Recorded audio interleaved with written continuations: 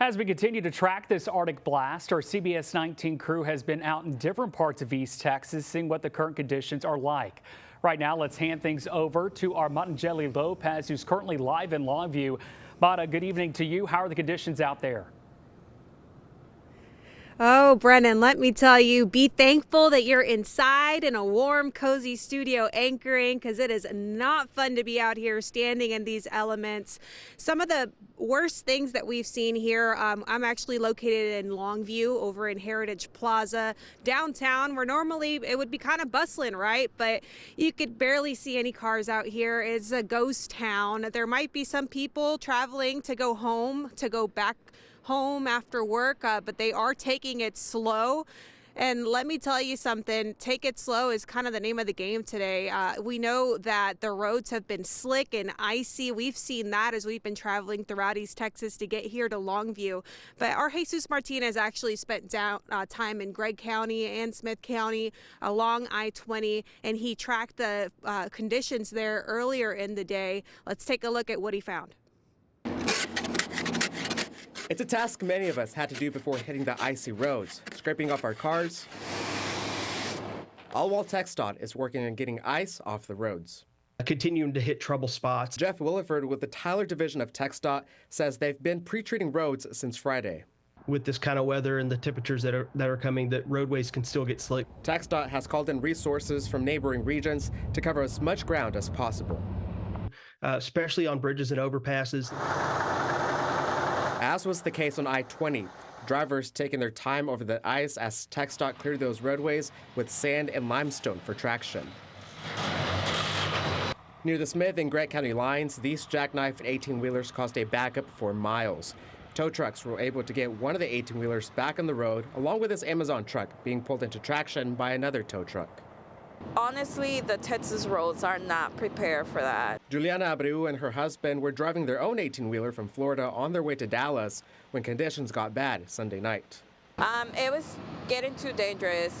It got to the point to where our truck started, going to the side and skidding, so we were not safe. In their 3 hours on the side of the road, they saw crash after crash on this stretch of road. Then 2-mile radius, we have seen about 5 different 3 hours. Yes. What you don't see is that blanket of ice until your vehicle hits it, and then you lose control.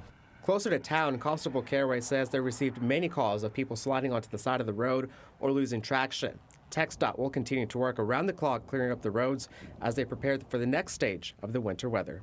Another thing is potholes.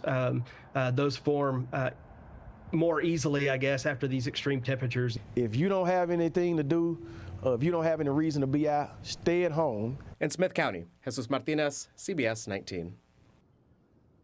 Now, that is great advice from that official. If you don't have anywhere to be, if you don't have to be at work, please stay home, because it is very dangerous out here with these roads. And as we're already seeing, numerous school districts across East Texas already making the call to cancel school altogether tomorrow because of those road conditions. We know Pine Tree ISD, Longview ISD, we're hearing from Troop ISD, a lot of them. And you could see there's a lot of the school districts that are going to be down at the ticker on your TV screen, just showing the number of different school districts that are closing down. But if you need a list, we actually have that on our website.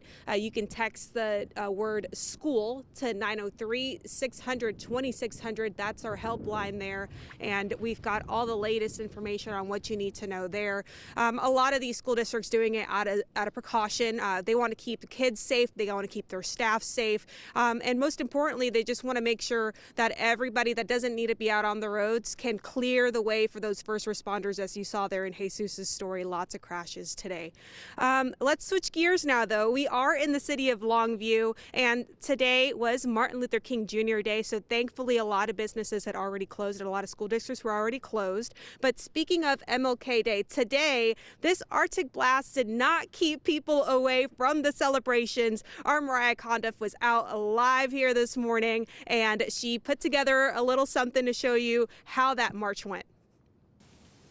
Martin Luther King Jr. once said, "If you can't run, then walk. And if you can't walk, then crawl. But whatever you do, keep moving forward." And that's exactly what people in Gregg County did today.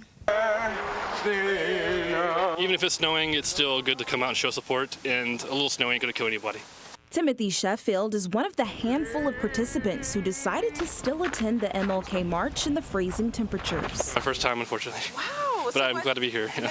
As Sheffield marches, he's reminded of the civil rights movement. Which it means the day where pretty much we stood up against, oppression, stood up against everything that was wrong with society at the time, and pushed the margins to make things equal for everybody. Organizers say it's the smallest attendance they've seen. This is the first snowy march we've ever had.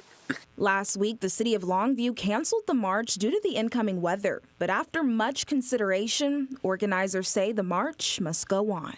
Yeah, it may be cold out here, but the world is much colder to where we can't forget what Dr. King has done and what he stood for.